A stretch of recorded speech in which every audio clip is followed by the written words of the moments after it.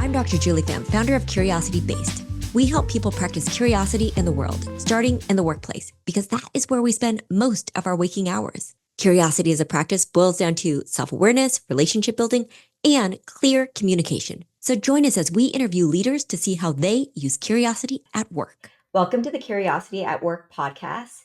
I am Julie Pham, the CEO of Curiosity Base, and I'm super excited to have this conversation today with Jerry Waldron, who is the Construction Management Director at Seattle Public Utilities.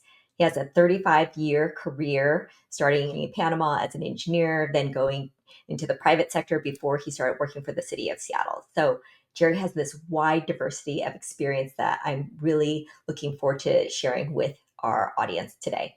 Welcome, Jerry. Oh, thank you, Julie. Hello, audience. Yes. So, Jerry, could you just share a little bit about the team that you lead at the City of Seattle in the Seattle Public Utilities? How many people? How do you work together? What do you do? Sure. So part of me as the role of the Construction Management Director at Seattle Public Utilities is having opportunities to lead 49 full-time employees that are experienced in inspection, resident engineering, construction management, and we deliver what we call capital improvement projects. So you may ask, what are those? Well, capital improvement projects on our perspective is the folks that live in the wonderful city of Seattle, they pay like a utility bill. And to be clear, it's not the electric bill that we're interested in. What funds my department is the trash bill, the storm drainage, and the sewer. So a lot of our capital projects has opportunities to look at growth management acts, private development, and we install utilities that serve essential services for like when you flush the toilet, when you turn on your sink. And so basically, if your fire flow is not working during a fire, you contact my department. If people aren't picking up your trash, you contact my department. Or from the standpoint of if you've got an overflow of a sewer in front of your front yard, contact my department. That's kind of what we do at Seattle Public Utilities. A lot of our essential services are tied to environmental things related to people's health. So if you can't wash your hands during the era of COVID-19, what would that have been like for you? Or if you've got a backup in the basement and you just can't enter your basement anymore because it's full of sewage, like what do you do then? That's the opportunity for us to kind of step in to help solve those problems. Let me take a step back on what public work means to me and what it means to the world. So what it's like for us is we develop a set of plans and it goes into an award book and civil plans. It gets packaged up, sent out to the advertisement side of Public Works, where contractors download the package to review it. They only get 3 weeks to review it, even though it takes us a few years to design it. They bid on it, and we get the opportunity to work with the lowest qualified bidder. It can't be the highest bidder, it's got to be the lowest qualified bidder.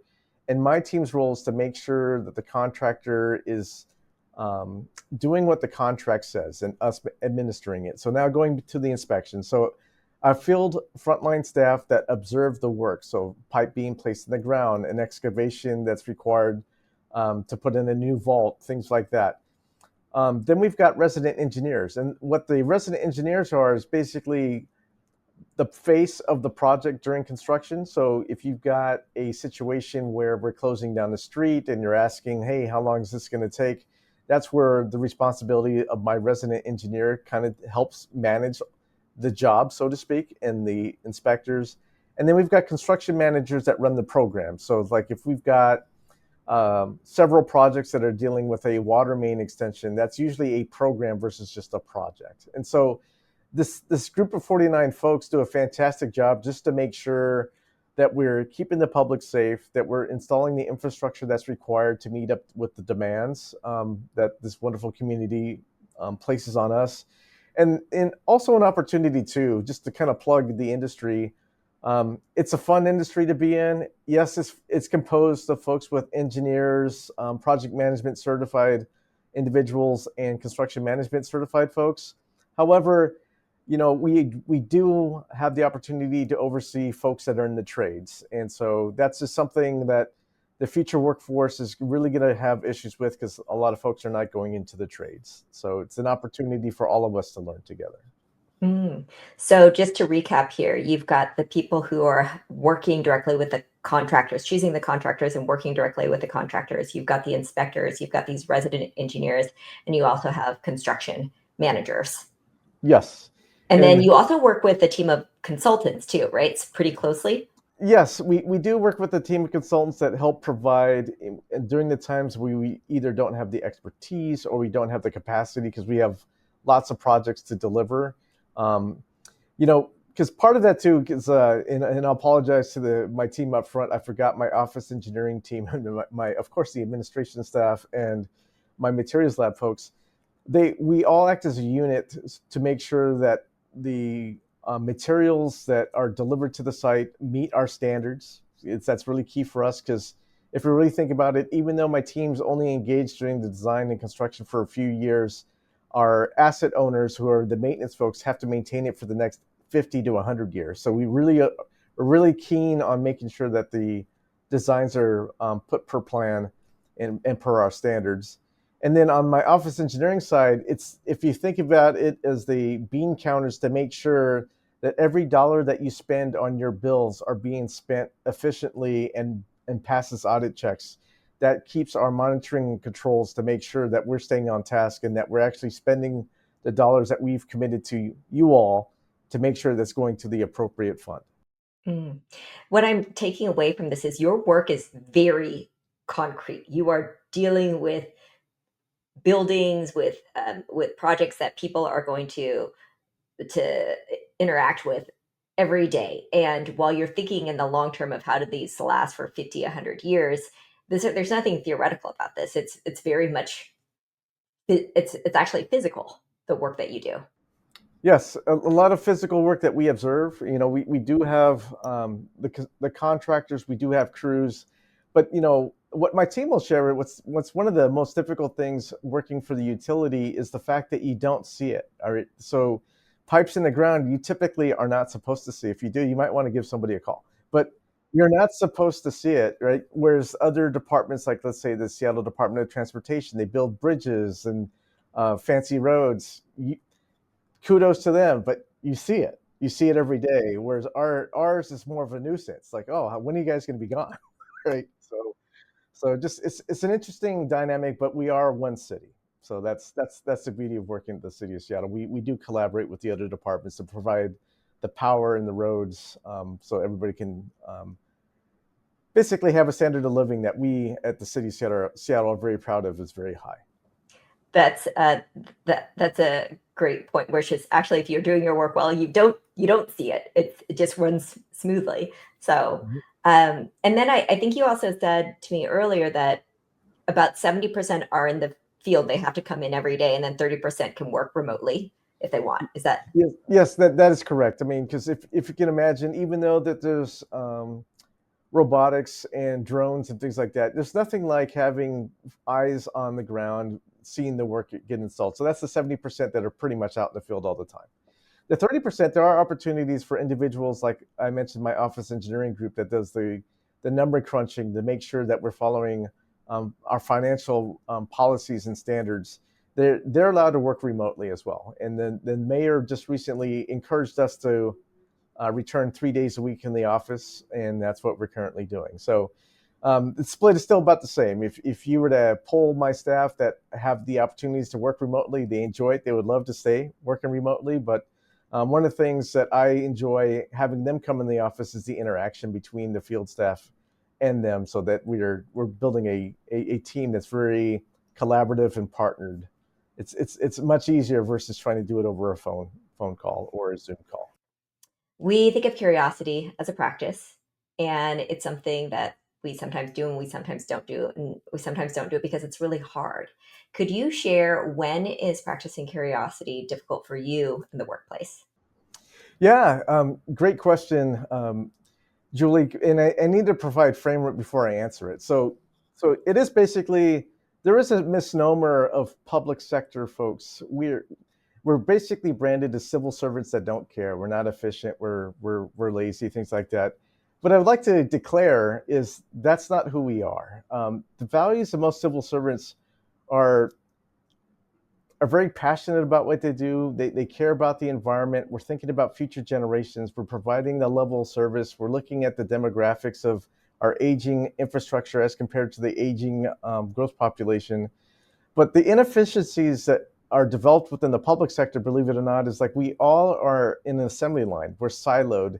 And so when folks are working on their widgets, sometimes it's hard for folks to understand like a decision that's made during the assembly line, how that impacts both the downstream and upstream folks. And that's what's hard about working in the public sector, because if you can believe the aspects of using our design bid build approaches, you've got policies and standards that contradict each other a lot. And then if you could picture, now you've got to work in a sandbox where you're working with other agencies that may have different standards and policies.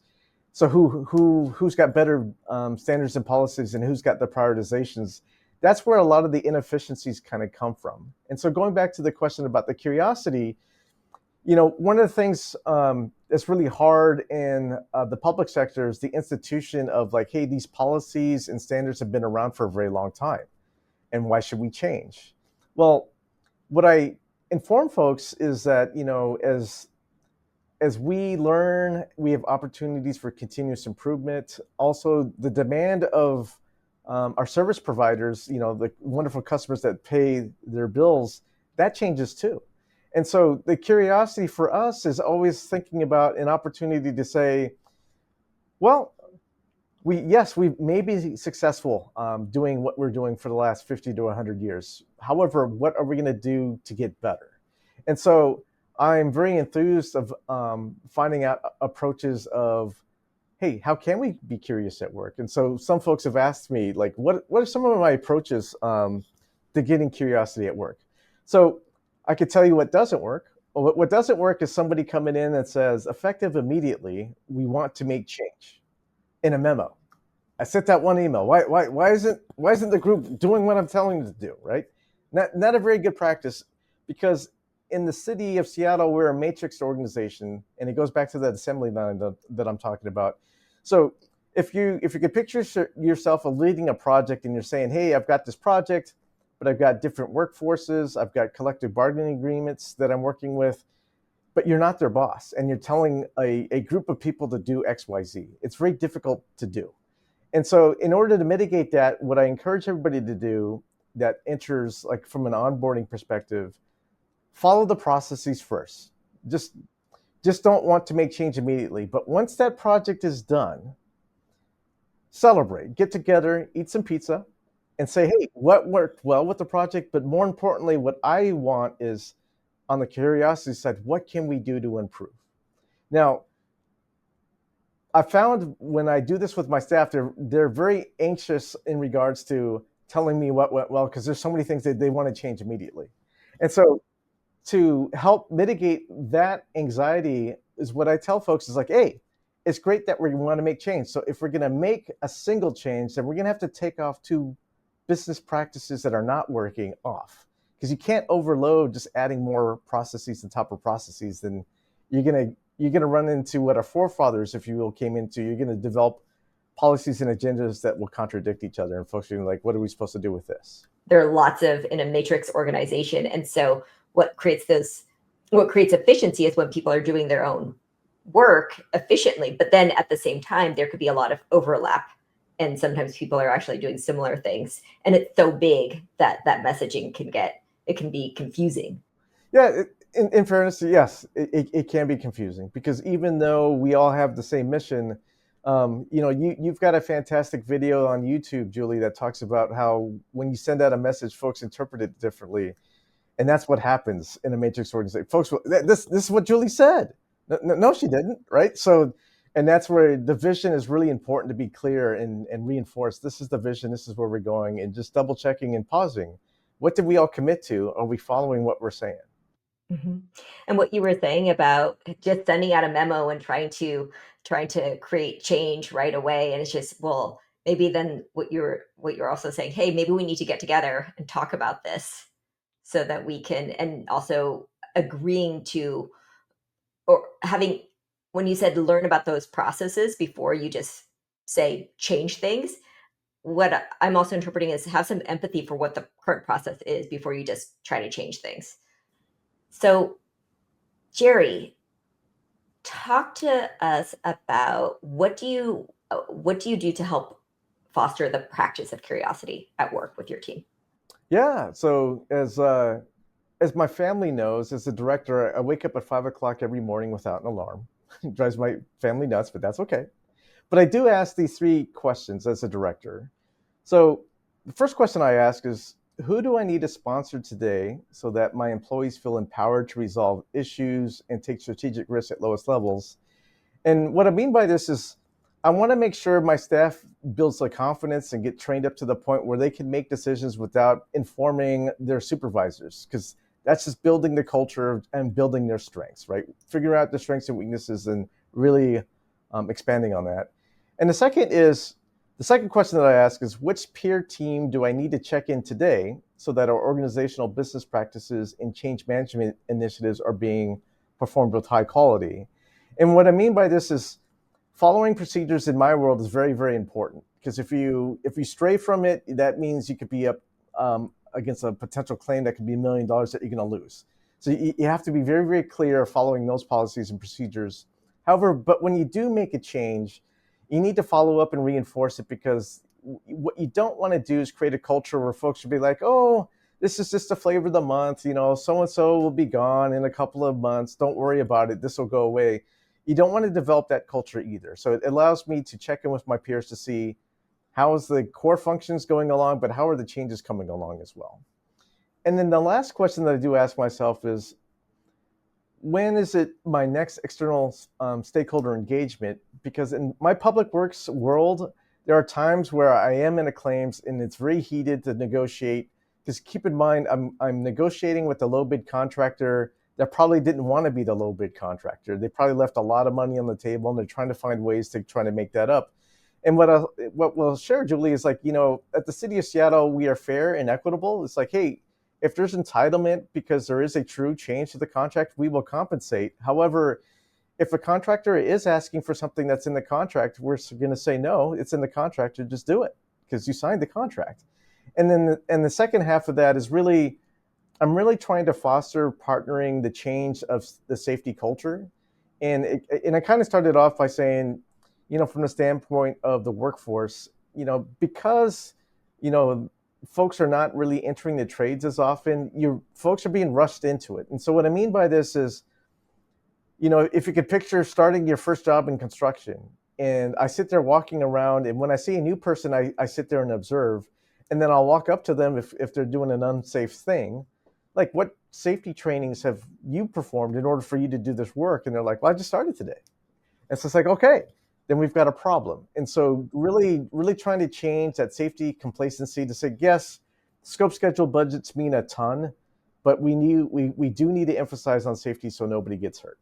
The first thing that you brought up was empowering your team, and I can imagine that is something that's really important in a big organization, because you can't have tell them exactly what to do. You actually have to empower them, and then they have to go off and lead their own teams. And I think that's actually something that's really applicable to all organizations. The other thing that you said about just the importance of following procedure, because there are consequences in your sector to not. So in the construction side, to get things done, you usually need more resources if you're behind schedule. And so that leads into skipping steps in regards to standard operating procedures. Like, we need more people out here today. And what I meant by the safety aspects is because when you do take safety trainings, you quickly learn where to stand next to heavy equipment. And that's the eye test that I immediately put out there when I'm out in the field. And like, oh, this person has not had the training because they're standing in the wrong place. They're going to get killed. Right? So that's my first litmus test. And I don't wait for it. It's not like I wait out there for 5 minutes and just observe one person and wait until something happens. It's like within seconds, it's like, this person does not know where to stand. Mhm.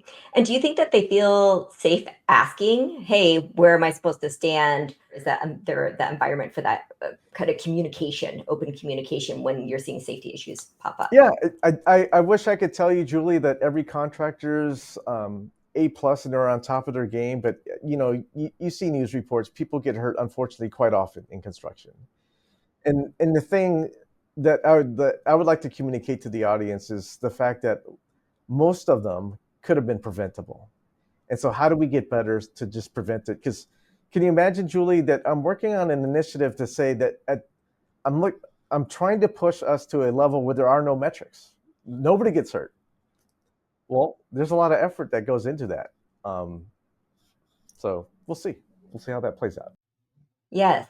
Yeah, I think that one of the challenges of curiosity is when people feel that there's so much work, that there's so much to do, that we maybe have to skip steps so that we can get it done. And yet there's also practicing curiosity actually requires slowing down and asking questions. And and so I can see how that would be a challenge. And and yet in your work there's so many there's it's so high stakes that there are actually lives at stake here. Mhm. So, moving on to the next question, Jerry, I know that there's the with the city, there are people who stay for a long time, and yet you're also constantly recruiting. How do you recruit, interview for curiosity on people who join your team? Yeah. What I would say, from the standpoint of the power of the internet is fantastic because most organizations have their values posted on the internet. And so one of the benefits of working at the Seattle Public Utilities, going back to the premise of that we care, we've got the CARES principle. And the CARES principle is basically an acronym that covers customers, affordability, risk, equity, and services. And so going back to the curiosity side, what I like focusing on is the equity and the empowerment. So what does this mean to me? So one of the things that we realize within the utilities is we've got a very interesting system in how we prioritize um, fixing things. And what I mean by this, Julie, is from the aspects of we're a team full of engineers, PhDs, planners, we can look at models and determine where things need to be fixed. It's engineering. However, on the people side, how do we get informed when something's not working? So the things I've described early in the interview, the sewers that's overflowing or my sink's not working. Well, if you look at the demographics, you could easily look at the city of Seattle and we track this information of how often folks in, I'll say, more privileged communities complain more than the ones that don't. And so we need to put from in aspects of, hey, let's be curious on why that is. Why are folks in certain regions of Seattle constantly complaining and others are not? Is it due to the demographics of them not having cell phones? Or maybe there's multiple languages. Maybe there's a fear of somebody reaching out to the government. So part of our roles of asking those types of questions is like, hey, what's been your experience? Is there anything that your current organization does that might be different than ours? Or on the flip side, what are we doing great in? What can we enhance? And we'd love for somebody to kind of walk in and take an opportunity to look at our current system to say, hey, this is what you're currently doing, but you can tweak it by just doing this to make it better. Um, that's what I like encouraging staff when they're onboarded on our organization. So what I'm hearing you say is actually in that interview, you want candidates to talk about ways that they can see things can be improved for them to actually bring that up in the conversation as well. Yes, because with the power of information, right? You need to do a little bit of planning on your side to make sure that what you're saying is what they're doing, but that should not be a huge effort. And I think if you were to take a reflection of what it would be like on the interview panel, if you had a candidate that did the research to say, hey, this is kind of what I do and this is what I could make it better, that would draw your interest more to that candidate versus the ones that don't do that. Right? I mean, by the end of the day, if we were to hire the same person that has the same skill sets over and over again, then it'd be very difficult to have continuous improvement. And so that's why working in the city of Seattle, where we're really pushing diversity and inclusiveness, and the fact that the city of Seattle's demographics is that way already, it makes it very, very easy to start incorporating ideas that are just, hey, there's just better ways of doing things now. Mhm. Okay, Jerry, last question. And this one doesn't have to be about work. Mhm. What is inspiring curiosity for you in your life right now? Yeah. So, your audience may or may not know, I'm a huge Seahawk fan, and so part of that is telling the story why I'm a huge Seahawk fan. So one, I've lived in Tacoma most of my life, and I grew up in an era where the Seahawks were not very good. A lot of kids would pick on me and things like that in regards to why are you not going for the Raiders or the Cowboys? Why the Seahawks? And there's two stories why I love being a Seahawk fan. One, we're always the underdog. I like being the underdog because it's a sense of competition to strive to get better, right? So that aspect of that curiosity of always trying to strive to get better. But then two, when we finally won the championship, and it was nice to see the celebrations of the parade. I had the wonderful opportunity to take the day off and participate in the parade, but I just remember the stories where folks were sitting, telling me like where they flew from. I just came from Alaska. My dad passed away, and we always wanted to see this day, and the opportunities for us to think about.